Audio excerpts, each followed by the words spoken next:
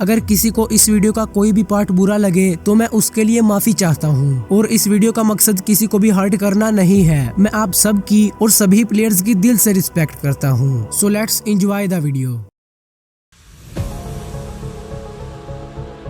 It's a shame यार कि हमारे क्रिकेटर्स इंटरनेशनल स्टार्स हैं। और भी शर्म कर रहा है और तेरी T20 की जगह नहीं बढ़नी।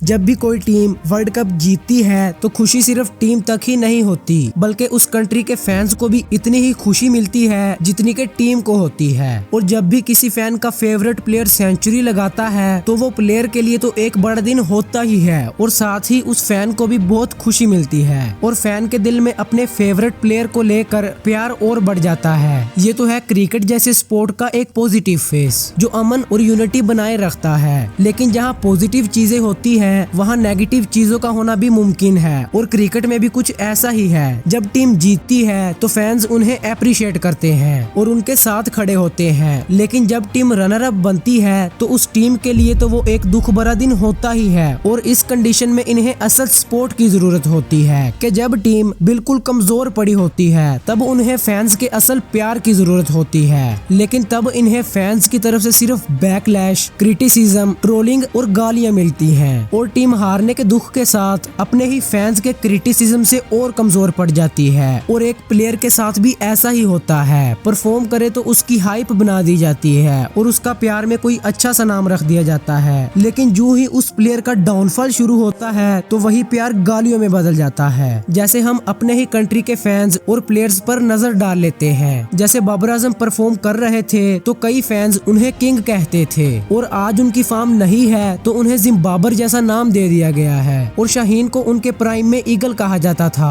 और जब फॉर्म गई तो उसी ईगल को इंजरीज की वजह से और परफॉर्म ना करने की वजह से कहा जाने लगा। मुझे शाहीन का ये नाम लेते हुए दिल से बहुत गिल्टी सा फील हो रहा है। पता नहीं फैंस ऐसा कैसे कर लेते होंगे। वैसे तो फैंस को क्रिकेट की बैकबोन समझा जाता है क्योंकि उन्हीं की स्पोर्ट की वजह से आज क्रिकेट दुनिया का दूसरे नंबर पर फेमस स्पोर्ट बन पाया है। लेकिन जब यही स्पोर्ट टॉक्सिसिटी में बदलती है तो ये क्रिकेट जैसे जेंटलमैन स्पोर्ट के लिए बिल्कुल भी अच्छा नहीं होता। तो आज हम उन फेक फैंस के बारे में बात करने वाले हैं जो खुद को समझते तो एक रियल क्रिकेट फैन है लेकिन वो होते सिर्फ फेक फैंस हैं और वो क्रिकेट में नफरत और डिसयूनिटी फैलाए रखते हैं।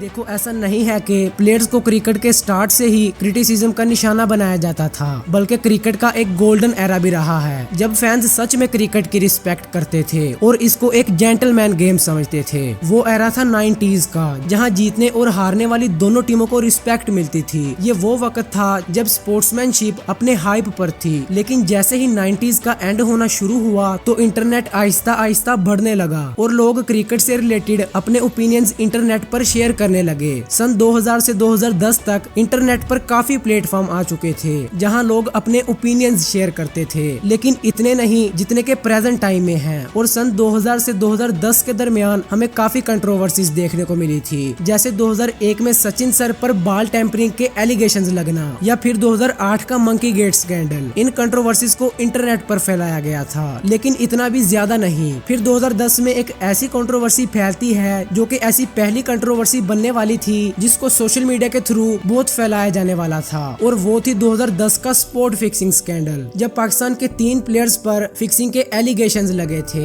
A Pakistani court has summoned 7 players from the national squad to face charges of treason for involvement in match fixing. इसके बाद सलमान बट, मोहम्मद आसिफ और मोहम्मद आमिर को तो हर तरफ से ट्रोलिंग मिल ही रही थी और साथ ही इसे इंटरनेट के जरिए और ज्यादा फैलाया जा रहा था ताकि मसला और बढ़े और इन तीनों प्लेयर्स को बैन कर दिया जाए। ये तो वो गलती थी जिस पर फैंस का आवाज उठाना बनता था, क्योंकि जब कोई प्लेयर ऐसी गलती करता है जिससे कि उसके कंट्री को नुकसान उठाना पड़े तो फैंस का प्लेयर्स को क्रिटिसाइज करना एक आम बात बन जाती है और ये फैंस की टॉक्सिसिटी नहीं बल्कि प्लेयर्स की खुद की गलती होती है। फिर 2010 में इंडिया और पाकिस्तान के मैच की भी एक बड़ी राइवलरी बन चुकी थी, क्योंकि तब ना पाकिस्तान इंडिया का टूर कर सकता था ड्यू टू सम इश्यूज जिनको मैं यहाँ एक्सप्लेन नहीं कर सकता। इसके बाद इंडिया और पाकिस्तान पाकिस्तान सिर्फ वर्ल्ड कप में एक दूसरे के सामने होती थी और फैंस इस मैच के लिए बहुत एक्साइटेड होते थे और अपनी टीम को फुल सपोर्ट करते थे। लेकिन जब कोई टीम हारती थी तब उनकी रिस्पेक्ट तो बिल्कुल भी नहीं की जाती थी, बल्कि अब क्रिकेट चेंज होना शुरू हो गई थी। अब जो प्लेयर परफॉर्म नहीं करता था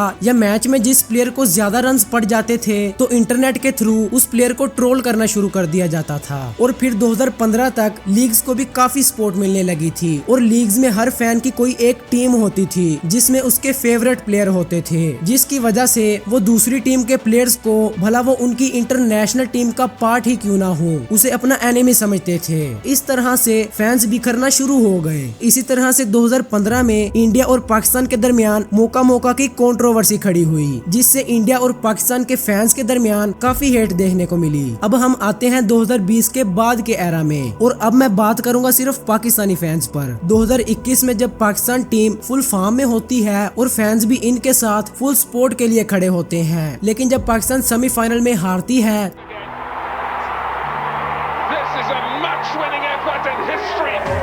तो सोशल मीडिया के थ्रू फैंस की तरफ से एक प्लेयर को पकड़ लिया जाता है और वो प्लेयर होते हैं हसन अली, जिन्होंने एक क्रूशियल मोमेंट पर एक कैच ड्रॉप किया था।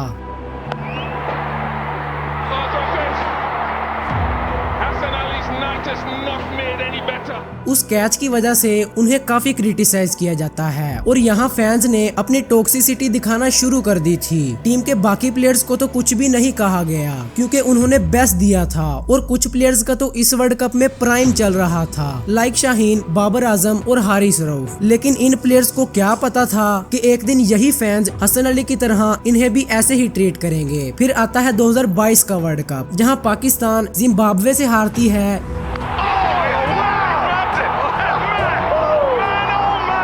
इंडिया से हारती है,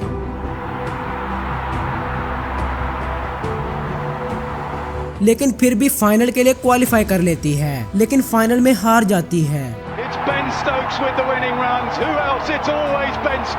और हारने के बाद बाबर आजम को ट्रोल करना शुरू कर दिया गया क्योंकि इस वर्ल्ड कप में इनकी फॉर्म तो वैसे ही अच्छी नहीं थी और साथ ही पाकिस्तान इनकी कैप्टनसी के अंडर एक वर्ल्ड कप हार जाता है। फिर 2023 का वर्ल्ड कप आता है जिसमें तो पूरी पाकिस्तान टीम ही बुरा परफॉर्म करती है और इस वर्ल्ड कप के बाद जिन्होंने 2021 में स्पोर्ट दिखाई थी, अब वही स्पोर्ट टॉक्सिसिटी में बदल चुकी थी। इस वर्ल्ड कप में हारिस रऊफ की बॉलिंग काफी बुरी गई, जिसकी वजह से उन्हें रन मशीन या टेपिया जैसा नाम लेकर ट्रोल किया जाने लगा और शाहीन को तो पता नहीं क्या क्या कहा गया और बाबर आजम की ट्रोलिंग तो पहले से ही स्टार्ट हो चुकी थी। ये नतीजा मिला था पाकिस्तान टीम को एक वर्ल्ड कप में ना परफॉर्म करने का। अब तो social media like Twitter, Instagram और कई प्लेटफॉर्म पर पाकिस्तानी फैंस अपने ही प्लेयर्स को ट्रोल कर रहे थे और 2024 में एक फैन ने हारिस रऊफ पर पर्सनल अटैक किया।